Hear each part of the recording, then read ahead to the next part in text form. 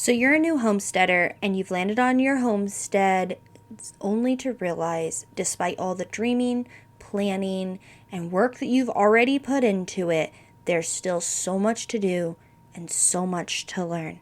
Maybe you've walked down the farm store aisle and realized this could get really expensive. Today, we're going to be talking about how to set your homestead up for success from the start. What do you really need to get started? Welcome to Simply Living Homestead, where we empower homesteaders and preserve traditions. I'm your host, Amanda Carlin, and I help homesteading families bring peace and order to their lives. My friend, are you overwhelmed with all the tasks on your homestead? Do you wish for a mentor to guide you through the tough moments each day? Then you've come to the right place.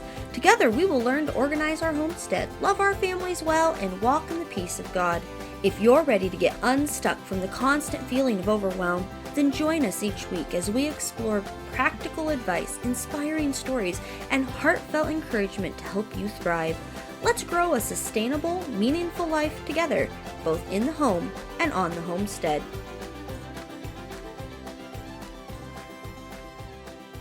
Hey friend, welcome back to the homestead. I'm so glad you've chose to spend today with us.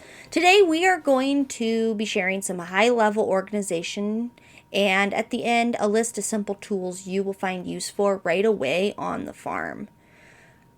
Where are you in your homesteading journey? Are you just getting started?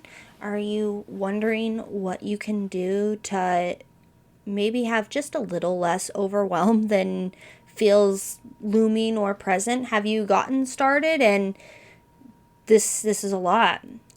I was there 4 years ago. We moved back to Iowa, moved back onto the family homestead and the family farm, and I looked around and I overwhelmed myself really quickly. I wanted to do all of the things. I dove in so fast, and I still honestly have to pause and make myself break down the tasks into more manageable chunks. That's something that I've been learning to do. It is not something that came naturally or something that I thought to do even right from the get-go. And I wish I would have. I think we would be a lot further along if I had been able to do that. I am grateful that we are doing that now. So what is needed when it comes to looking at the farm and all of the things that you want to accomplish? Maybe you want chickens. Maybe you want a dairy animal. Maybe you still need to break ground for a garden, or just there's so many things that one can want to do. And especially when you are starting out with either a bare piece of property or something that hasn't been managed super well for a while, there's a lot of things that need to be done.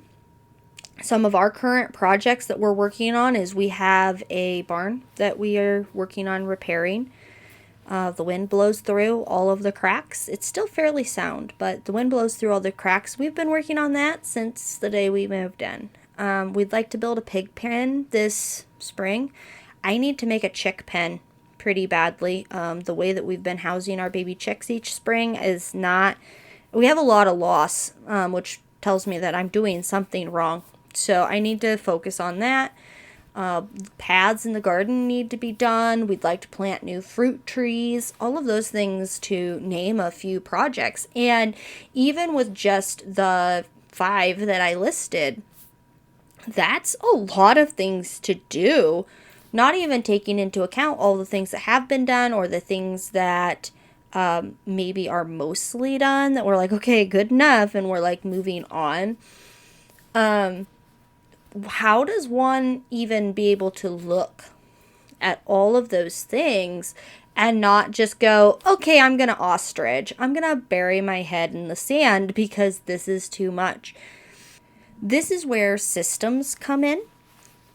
Breaking down that task into everything that is needed for it, all the steps that need to happen, and all the tools and materials and everything that is inside it the manageable chunks and everything that's needed for it. That's really, in essence, what a system is. It's everything encompassing the beginning to the end of the project, for example. So we are going to be touching on systems just a little tiny bit. Doing one thing well, getting your home organized first and foremost, and then asking yourself, like, what should we even be working on? At the very end here, I'm going to share some simple tools that we have found absolutely invaluable on the homestead, and a couple of really quick tips on what to do about those bigger items that like cost a lot of money. Do one thing well. Avoid overwhelm by not starting too many projects at once. Now, I know. It's easier said than done. That's what we want to do. Especially if you have a squirrel brain like mine. It is so easy to just go, I want to do this, I want to do that, I want to do this, I want to do that. Brain dump them, get them out, put them somewhere that you know it will be safe. Post it on the wall. Even if you have to. Like, it's here when I'm ready for them, and then pick one and go with it. Now, here's a tip as we get into point 2. The first thing that you should be doing is organization. That is not everyone's gift. I love organization. I have a lot of people in my family that absolutely detest it. But I can tell you for certain and for sure that when even the people who detest it take the time to put things in order, they are able to accomplish things so much faster with such less stress. Things get done if there is organization. So what does that even mean? Organization is, where are all your things? Can you find it if someone asks for it? That's really what organization is. Organization is not, well, it could be in the barn, or it could be in the back porch, or it could be out in the garden shed. That's not organization. Yeah, there's 3 spaces that those things usually live, but you don't know where to go for that object that you're looking at. You're going to have to go look 3 places or more. So that's not organization. Organization is, if I ask for the rake, for example, I can tell you it is in the red shed, the red garden shed.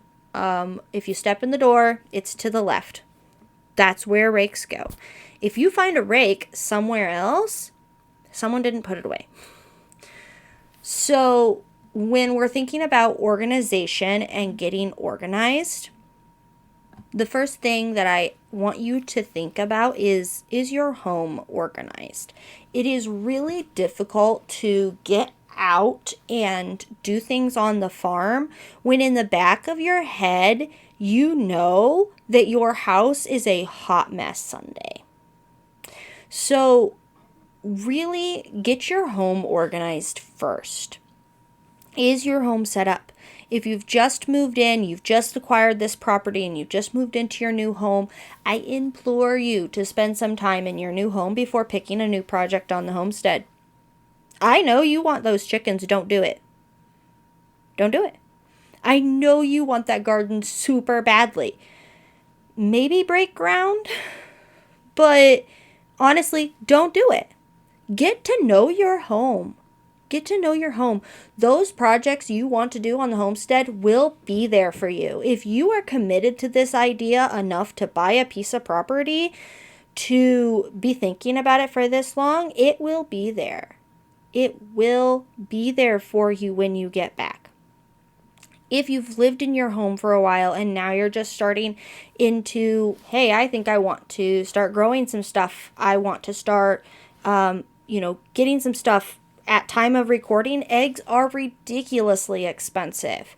Everyone is charging at least $6. I know of some people charging $10. Absolutely insane. So it's making people want to get chickens. Well, chickens are work. They really are.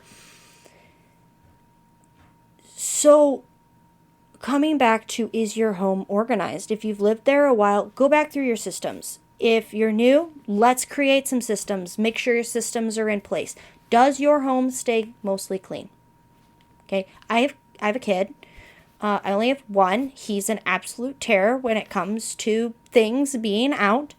I know what it's like to live in a messy home. And when I was out, here's the story. Back last summer, I was trying to put up fences.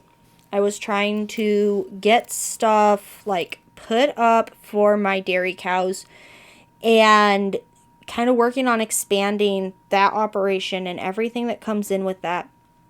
Only to step in the evenings and the house is a mess. Food isn't made. Dishes aren't washed. There's never any clothes to put on. And I'm out in the middle of the day working on these fences, working on these projects. And it required a lot of brain power to know that my house was a mess. And by a mess, like, it really wasn't functioning at all. It was existing. And I'm trying to do a job that at the end of the day probably is insignificant. It was very important to do, but my family was really suffering. It was taking a big toll on us. So, all right, let's run through this quick checklist. I've started it a couple of times. Let's actually go through it now.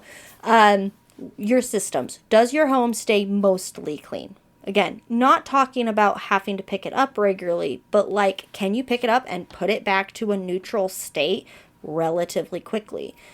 Can you keep up with the home tasks? How's your laundry? How's your dishes? How's the sweeping of the floors? How's the bathroom? Does your family know what's happening in your lives and when? Can they tell you, hey, I think this is happening? Or, if they were asking, could they find that information out in fairly short order? If you've answered yes to these questions, then proceed on the homestead. Like, go for it. Do the things. Knock it out of the park.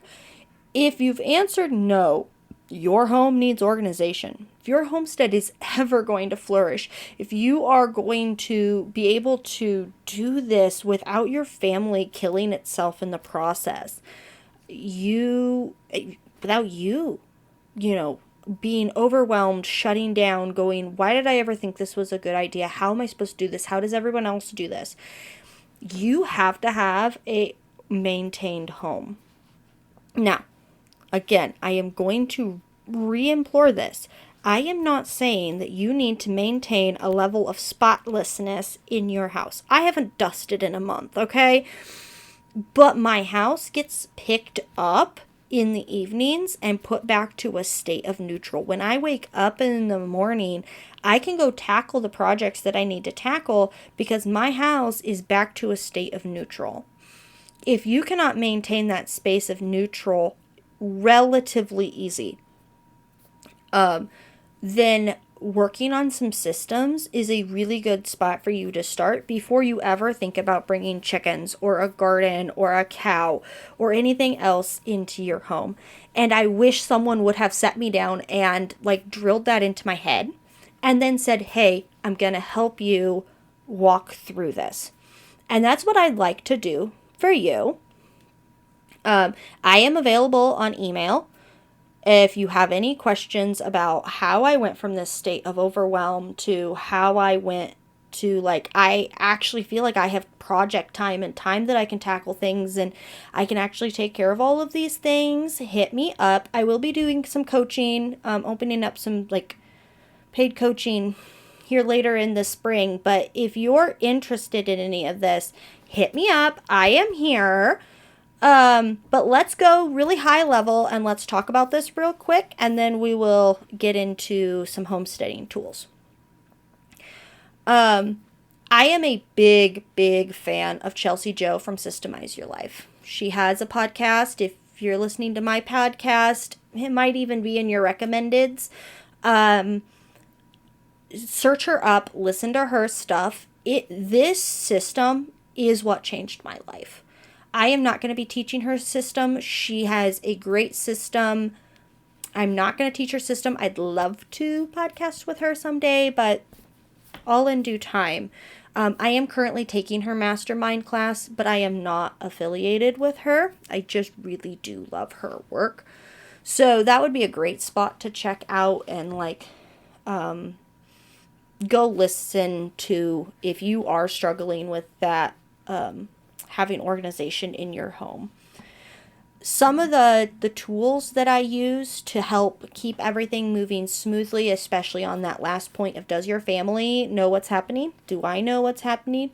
I have a 2-part system, which Chelsea developed. I have a paper planner from Horatio Planners. It's linked below, not affiliated. I have a notebook to just kind of keep my thoughts. And then I use Meistermind and Meistertask on the computer to kind of organize the flow of my life. I have a bulletin board and a whiteboard on the wall by our front door. It's our family command center, and basically anything that is super important gets written there. My husband writes on it. I write on it.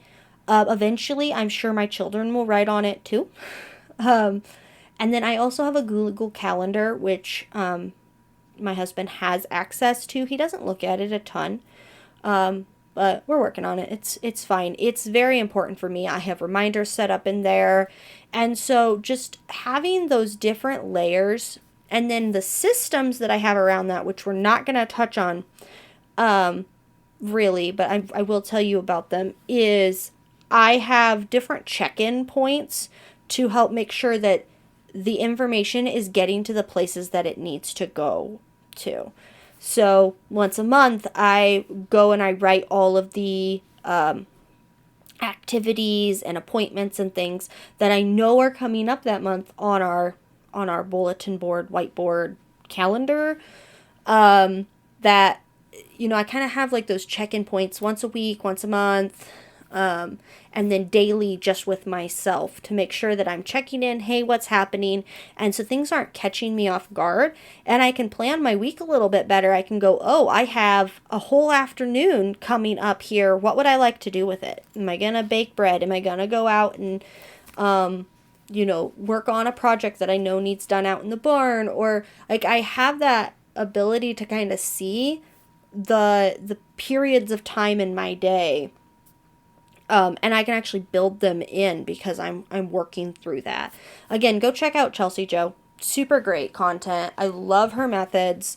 They have really changed my life. But if you want someone to, ask questions to, or specifically homesteading wise, how to make things work and operate, feel free to hit me up. It's connect@simplyliving.homestead.com. All right, point 3. So your house is all set up. You feel good about where you're going with your family. Your family is able to kind of operate, and you would like to tackle some homestead projects. So point 3, ask yourself, what tasks am I going to be doing? You can get task-specific tools as you get to each project. There is no need to go out and buy tons and tons of things from that farm aisle that's super expensive until you know that you're ready to do that project. Start organized or get organized before you go forward on the homestead. Okay, you've done it in your house. Now do it on the farm. Designate a space in the garage, in a little shed, in the corner of that rundown barn that's sitting there, in your back porch, wherever it is. Know where your tools are and your supplies are kept, and then put them back. It will save you so much time. It will save you so much time. Another day I will talk about like actual physical organization. I have some systems that I absolutely love for just that, and it's not a one size fit all, but we will touch on that on a different day. All right, what project are you going to do first? When you have picked that project, sit down, write out the project, how long you expect it to take, and what you need to complete that project. And then invest in a couple of tools that you need to get started in that area. If the tool that you need is a big one or expensive, ask your neighbors if you can borrow theirs. Seriously, most everyone in the farming and homesteading community absolutely love when other people come in and take a vested true interest in their farm, their surroundings, the things that are going on. The only time that I feel like the homesteaders or farmers or like rural people get that bad rap is really when people come in and they kind of try and bring the city life to the country, and they're not like caring about their neighbors and about the land and whatever. If you're coming out and you're wanting to homestead, they're going to take care of you. You take care of them, they're going to take care of you. It's going to be reciprocated. So do you need to borrow that tractor? Do you need to borrow the disc because you're going to break a decent amount of ground? Do you need to borrow that post pounder? Maybe a post pounder, if you're going to put in fences, you're going to put a lot of it in. Maybe that's something you want to invest in. If you're only going to put in, 50, 100 feet of it, why don't you borrow it from a neighbor until you're like, you're going to put in a lot of it? Just remember to return in good condition and then bless the neighbors with assistance or goodies as a thank you. One of my favorite things is having people come over and help us with hay. We have 20 acres of hay. That is way more hay than I need to feed my animals. Now, yeah, I'm going to sell some of it, but my brothers are all like growing up to be full-blown adults with jobs. And so it's like a little bit harder to coordinate the haymaking and everything with that. So we actually have some neighbor friends. They have teenage boys, younger teenage boys that absolutely love working on the homestead. They have their own little homestead with animals, but they don't have hay acreage. Having them come over and help with the hay and then giving them hay for their time and energy while also being able to get my own hay in and get all of that done is such a huge blessing. To trade, products for time and trading that. Take your neighbor's cookies. We gave some kittens to another neighbor, and they brought us cupcakes a week later. It was the most adorable thing. Like, we weren't expecting anything out of it. We wanted to get rid of these kittens, but they brought us cupcakes as a thank you. And that just really stuck out to me, that, we do things as this community, and we build friendships and we get to know each other. So, invest in the tools as you need them. Give them a home when you bring them into your place. Homesteaders have a lot of things. As you get into this homesteading thing, you are going to need space for a lot more things than the normal person from town needs space for. You're going to have a lot more tools and gadgets over the years that you're going to accumulate.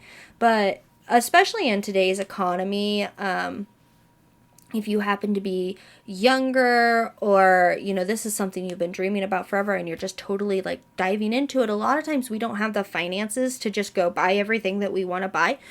And so I am giving you permission to borrow it, to only buy the things you need for that project, to not feel like you are behind or you are losing this game just because you don't have everything that is in that your neighbor has, right? They've probably been doing this a lot longer. Even if you look at me, I'm 27. We've been doing this truly homesteading thing for like 3 or 4 years now. I have a lot more things than you might have being in this the same amount of time as me, because it was handed to me. I've got a lot of older things that I got as an inheritance from the family. Not everybody is blessed with that, and you are not behind because you don't have that. You are right where God wants you, and you are doing exactly what you need to do. All right, last thing, let's run over a couple of things that I do think should be high on your list of things to get. Once you're like, all right, let's launch into this. Let's do this as homesteaders. Let's care for the land. Let's take care of property. Let's do that. So let's run through this list really quick. We've got a basket.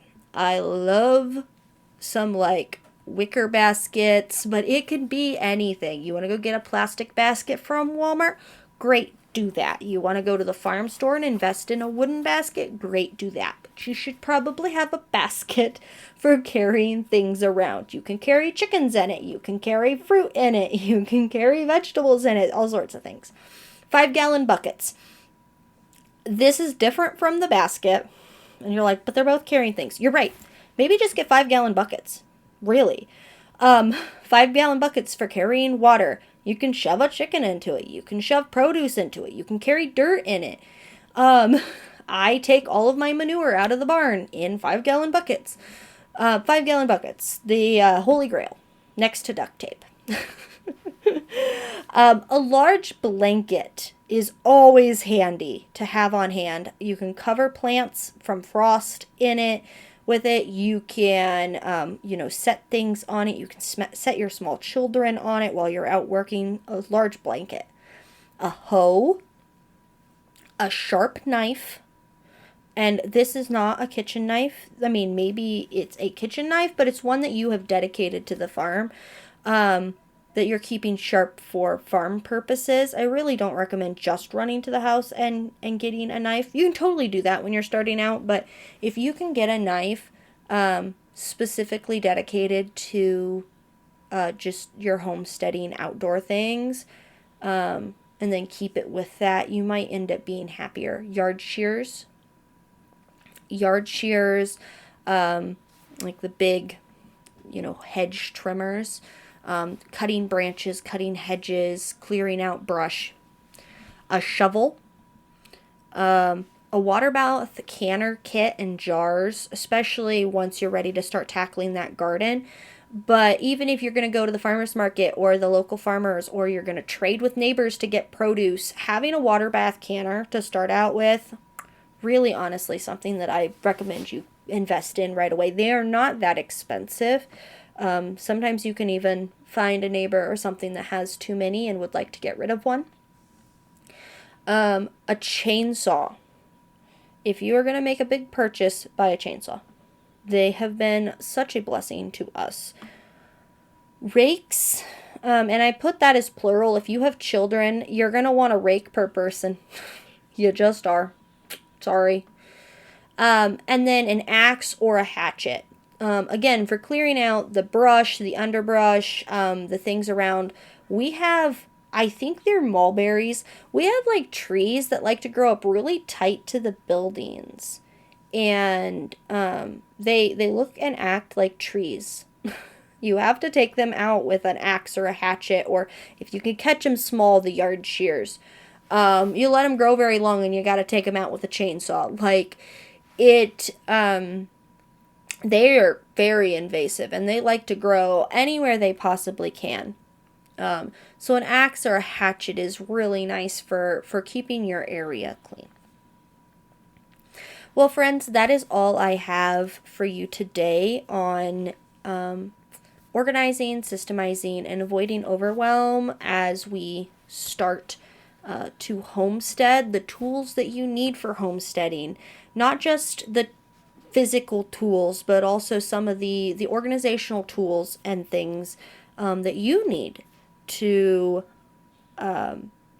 really invest in and think about and spend time with as you are starting this homestead.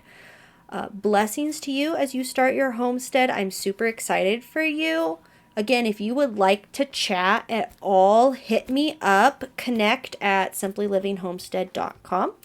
And if you still feel a little bit stuck, I have a workbook, Step Out workbook, over on my website, simplylivingHomestead.com, to help you break down those walls and figure out exactly where you should be going and how to target your specific tasks.